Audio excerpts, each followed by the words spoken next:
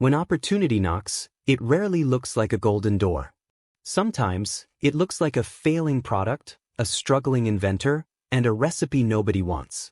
Today, we're diving into one of the greatest small opportunity becomes global empire stories in business history.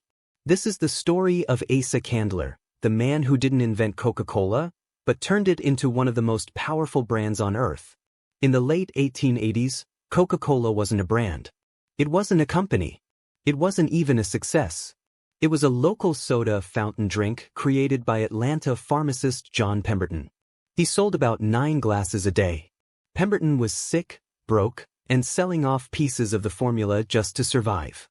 Most people saw a dying product. But one man saw something different. Asa Candler was a pharmacist too, but more importantly, he was a marketer with vision. In 1888, he purchased the Coca-Cola formula for just $238.98. But here's the twist. Pemberton had sold rights to multiple people. Candler didn't even own the whole thing. Instead of walking away, he doubled down. He tracked down every partial owner and bought them out. By 1891, he secured full ownership for a total of $2,300. This wasn't a genius invention.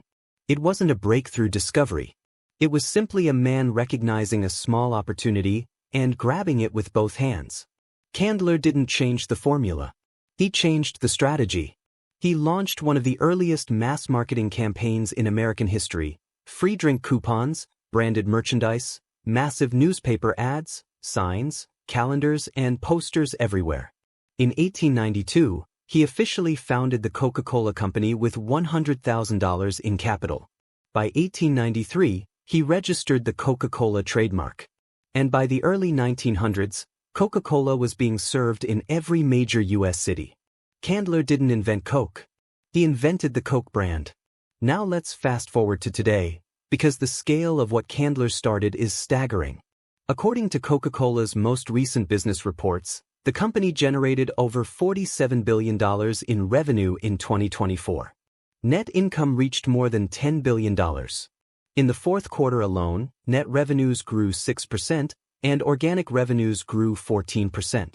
Coca-Cola now operates in over 200 countries and employs nearly 70,000 people worldwide.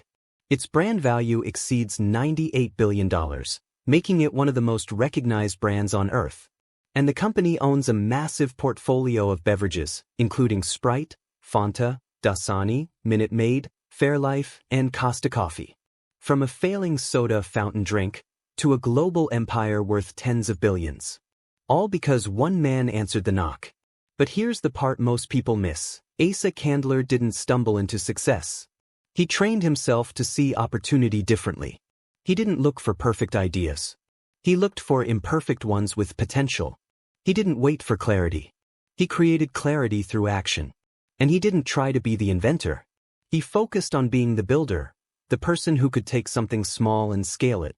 And this pattern shows up again and again in the lives of successful people.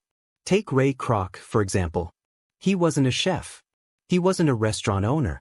He was a milkshake machine salesman. One day, he noticed a small burger stand in California ordering an unusual number of milkshake mixers. Most salesmen would have just shipped the order and moved on. But Kroc was curious.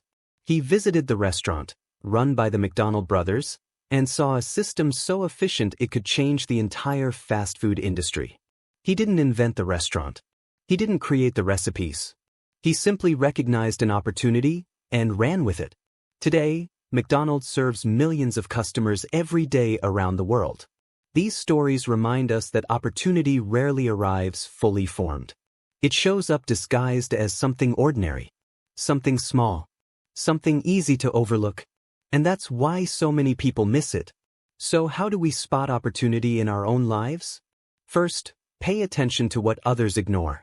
Sometimes the best opportunities are hiding in plain sight. Second, follow your curiosity. If something catches your attention more than it should, explore it. Curiosity is often the first knock. Third, look for problems you can solve. Every frustration is a potential business, a potential idea, or a potential breakthrough. And fourth, ask yourself, does this align with my purpose? Because opportunity without purpose leads to burnout. But opportunity aligned with purpose leads to freedom. And that brings us to the heart of this channel, freedom in purpose. Because when you understand your purpose, you stop waiting for the perfect opportunity. You start recognizing the ones already around you. You start seeing potential where others see problems. You start moving with intention instead of hesitation. Freedom isn't found in having endless choices. Freedom is found in knowing which opportunities align with your purpose and having the courage to take them. Before we wrap up, let's imagine something for a moment. What if Asa Candler had said no? What if he had walked past that failing drink and thought, "This is too small. This isn't worth my time"? Coca-Cola might have disappeared into history. No global brand. No iconic logo. No billion-dollar company. One decision changed everything. And the same is true for us.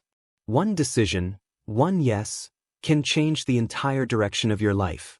So as you go through your week, ask yourself, what small opportunity is knocking on my door right now, and what would happen if I answered it?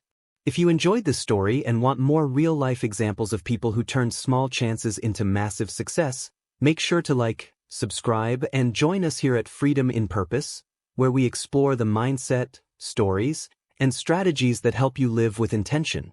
When opportunity knocks, answer boldly.